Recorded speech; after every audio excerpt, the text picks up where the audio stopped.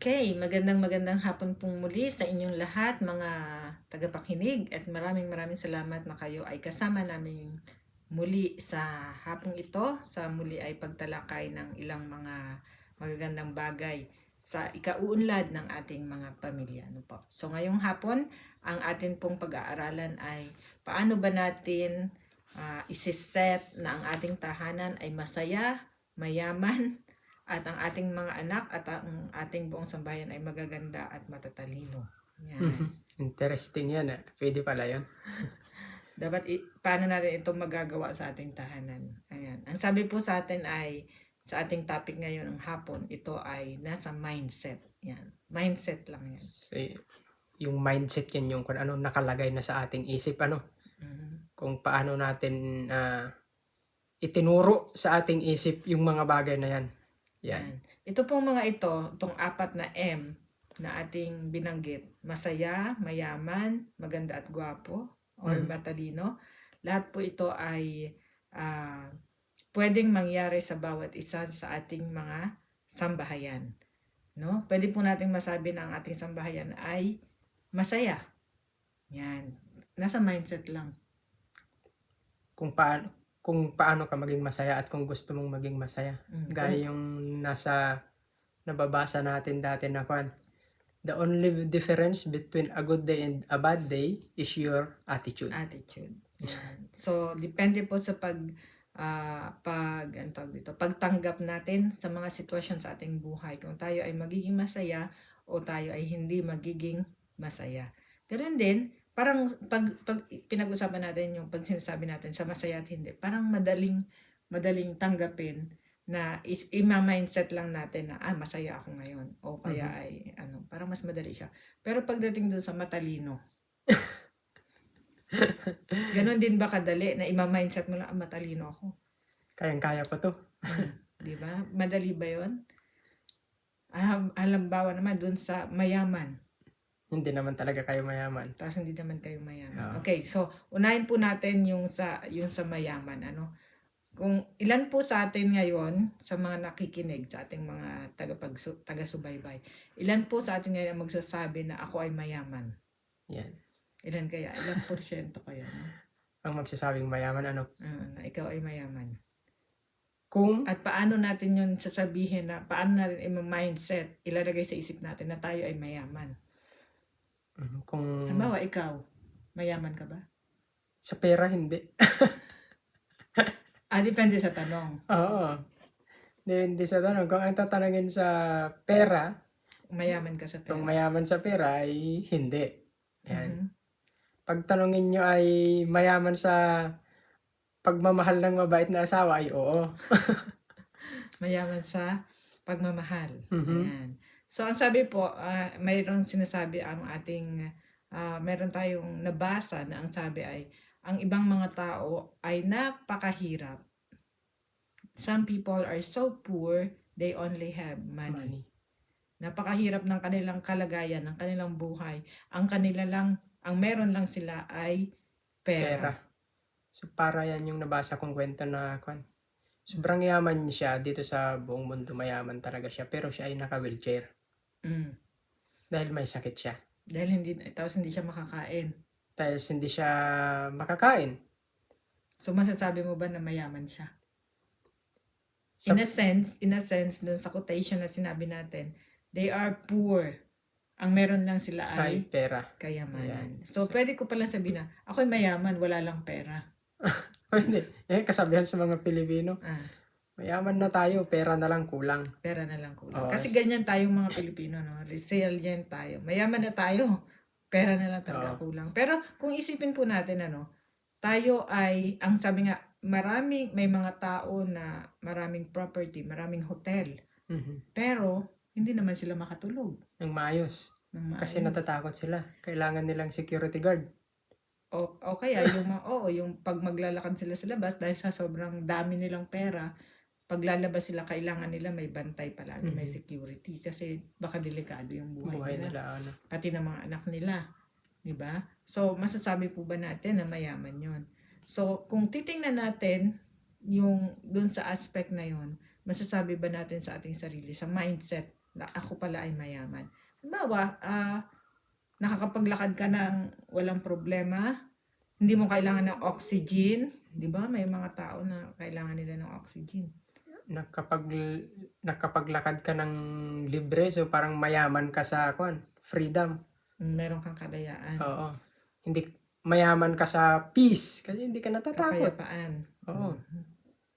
Yan. So, pwede nga nating sabihin na ang kayamanan pala ay hindi lang sa pera, hindi lang sa financial, kundi mayaman ka sa kaibigan. Marami talagang tao na maraming kaibigan. Yan.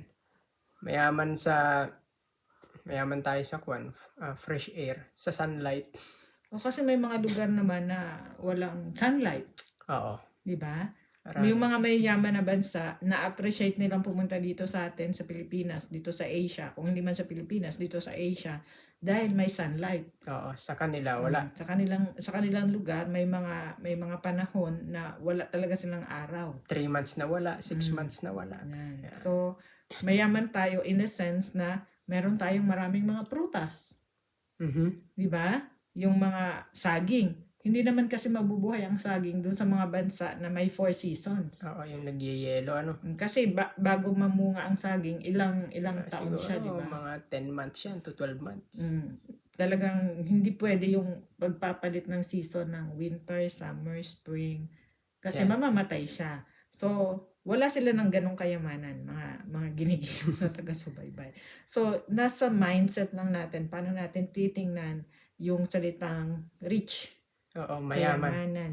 At paano natin tinignan yung kahirapan. Yan. At kung paano natin i-appreciate yung mga bagay na mayroon tayo. Yan. So kung kontento kasi tayo sa mga bagay na mayroon tayo ngayon, yan ay nagpapakilala rin ng isang kayamanan kasi hindi ka nag-aalala yan sa iyong mga pangangailangan. Kasi ina-appreciate mo yung bagay na mayroon ka ngayon. Kung ano yung meron ka ngayon. At ini-enjoy mo. Hindi lang ina-appreciate mo, ini-enjoy mo. At isa din pong kayamanan, alam nyo, mga ginigilaw ng mga tagapakinig, yung ating pong time. Yung oras. Kasi marami tayong pera, pero wala tayong panahon para sa ating anak, para sa ating asawa. Yan po. So, mayaman yung mga tao na kahit konti lang yung pera nila, pero mayroong time sila na magkasama-sama. Yan, diba? So, ang kayamanan nila ay nandun sa panahon na sila ay magkakasama. So, sa atin po ng mga na-appreciate to ng ating mga OFW kasi nga tayo napahiwalay tayo sa ating mga pamilya. So, yung time na makauwi tayo, mayakap natin, makasama natin yung ating mga anak, yung ating mga it's riches, di ba? Kahit tag 2 months lang. 2 months or 1 month or minsan weeks lang nga na nakauwi at nakayakap. Parang talagang nanamnamin mo yung oras na yon at masasabi mo na nakakainggit naman kayo na nandito kasi magkakasama kayo. Pero ako kailangan kong umalis, kailangan kong pumunta sa ibang bansa para magtrabaho, ganyan. So, yun po ay isa ring kayamanan, yung time na meron tayo na magkakasama tayo ng ating buong sambahayan. Yung masaya naman. Yung masaya, yung madali-dali kasi yung sa masaya Kasi may mga bagay lang na konting masisimpleng bagay, pwedeng magpasaya. Sa small span of time, pwede kang maging masaya agad. So, mas madali siyang i-set up. Sa ating isip, pag makuha mo kung ano yung meron ka, bawa gusto mo lang kumain ng hamburger. Masaya ka na. Masaya ka na. Diba? Parang malaki na yung magiging effect sa buong mo. Gaya yung mga student natin dati. Pagkakain lang ng ice cream o kaya tinapay, masaya na. So, yung masaya, mas madali natin yun i-mindset sa ating isip na makakuha tayo ng happiness o ng kasayahan, ng masaya. Pero yung sa mayaman, kailangan nating i-mindset, ano ba yung titingnan natin? Ano yung mayaman, ano yung hindi mayaman? Yan. Yung maganda at gwapo naman. So, maganda at gwapo ka niyan. Depende sa tumitingin niya. Hindi, dapat mindset mo rin sa sarili mo na maganda ka in your way. Hindi mo kailangan, ang point kasi dyan, hindi mo kailangan na maging kagaya ng iba. Kaya hindi mo kailangan na kung lahat ng tao nagpa-straight na ng buhok na 'Di ba? Ibig sabihin hindi mo kailangang baguhin yung sarili mo para lang maging maganda o maging gwapo. So, ibig sabihin yung sinasabi diyan na maganda o gwapo ay hindi kailangan na maging kamukha ka ng magagandang artista. Mhm. Hindi kailangang maging gwapo kamukha ng mga gwapong mga celebrities ano. Mhm. And kundi sa iyong sariling paraan ay maaari kang gwapo kasi may mga babae na nagagwapuhan sa naka long sleeve lang. At ako naman, kung ako, nagagandahan ako sa mga mahabang buhok, kaya nag-asawa ako ng mahabang buhok. Oh, parang ganun ba? Ibig sabihin, yung beauty mo, depende sa tumitingin sa'yo, tapos depende kung paano mo nga pala Paano mo dalahin dalahin. yung sarili mo? Yan. Okay. Unang-una, dapat ikaw yung mag-appreciate sa sarili mo. Kasi pag sinasabi mo na, kapangit ko naman, parang yung kung ano yung attitude mo sa sarili mo, makikita yun ng iba at yun din yung ire-reflect nila sa'yo.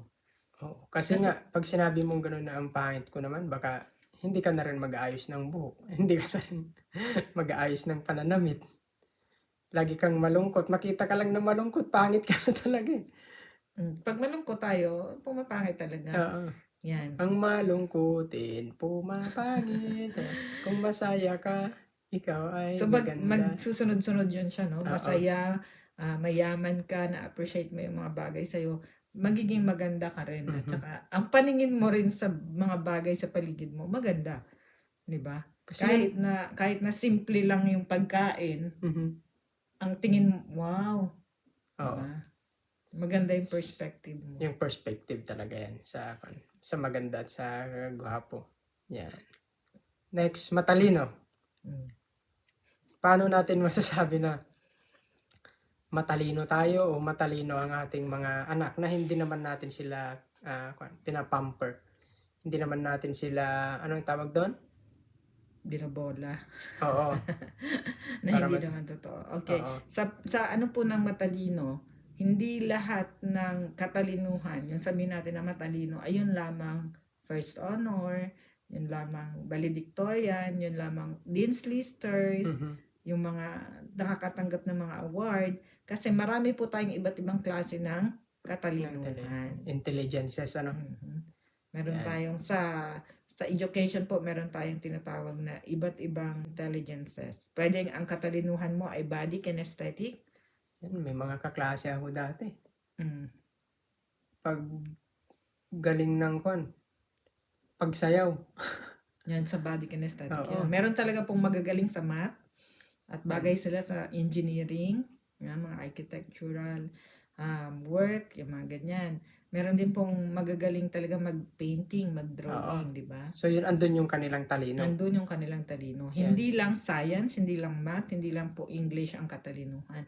Dapat makita rin natin yung iba't ibang mga skills, yung iba't ibang mga talento ng tao, intelligences ng tao sa mga bagay-bagay. May mga tao na maaring hindi siya magaling sa science, sa history, sa math, pero pag pumunta siya sa isang lugar, memorize niya yung mga dinaanan, di ba?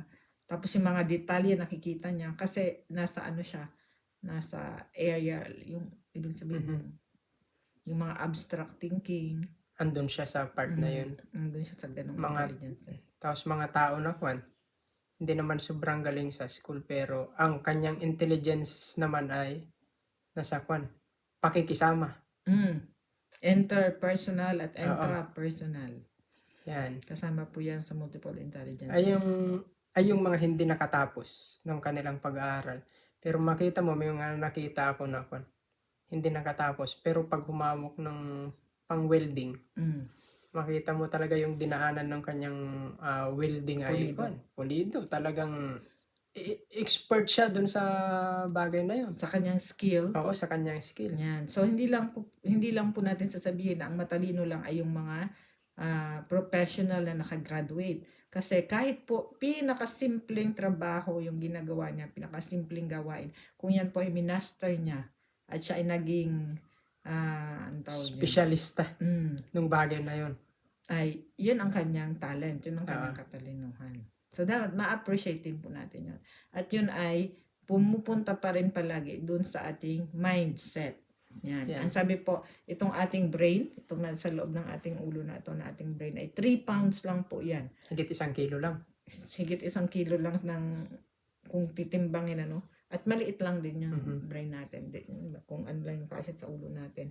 Pero kung ano man ang ilagay natin dyan sa loob na yan, ay makakapagbago ng buhay natin, ng ating mga kaugalian, ng ating mga practices, at makakaapekto sa ating pangkalahatang kabuhayan. At syempre, sa ating mga pamilya.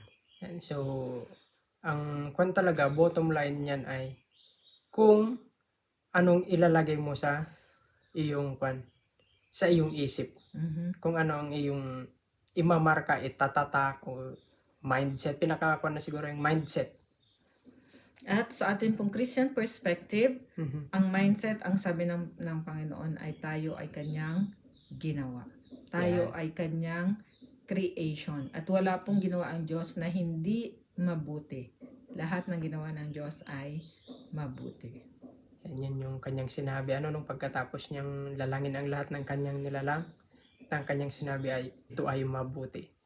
So, yun po ang isang magandang practice na kailangan nating gawin sa ating mga sarili at sa ating mga kaisipan na tuwing mag-start tayo ng araw, pagkatapos nating manalangin, mag-start tayo ng ating araw sa positibong pananaw. Mindset. Ang sabi po ay napakarami na daw pong negative dito sa mundo. Huwag na tayong sumama. Manatili tayong positibo kahit ano man ang nangyayari. Maaring makakuan ka bigla, maaring mabibigla ka kung may mga pangyayari na halimbawa sa mga namamasada, lalo na yung ikakat ka bigla nung isang driver.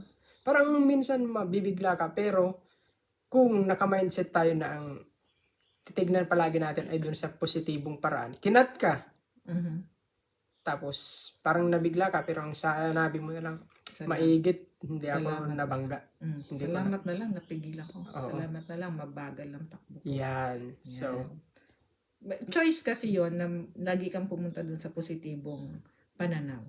It's a choice. At yun po ay pinapractice. Ano po? Hindi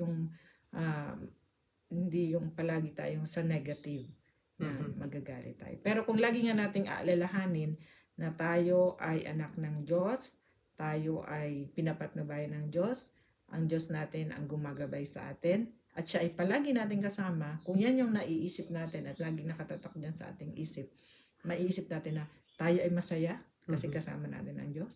Tayo ay mayaman dahil marami siyang pagpapala sa atin. Tayo ay maganda dahil wala siyang ginawang pangit. At tayo ay matalino dahil binigyan tayo ng Diyos ng katalinuhan na nanggagaling sa kaitaasan. Yan. At yung isa ko pa pong nabasa ay, baka nabasa niyo rin, ang sabi ay, train your mind to always see the good things. Yan. At hingin po natin yung guidance ng Holy Spirit palagi. Napakalaking bagay po yun. Na yung nagga-guide sa ating kaisipan ay yung Holy Spirit. Para makita natin kung ano yung mabuti. Yan. So ang ating pong dalangin sa hapong ito, nawa ay makita natin ang lahat ng mabubuting bagay na ipinagkaloob sa atin ng Panginoon. At sa ating mga sarili, magkaroon tayo ng mindset na tayo ay maging masaya, maging malusog, mayaman, maganda, at matalino. Okay, so marami pong salamat sa inyong pagsama. Kita-kita po muli tayo sa sunod. God bless.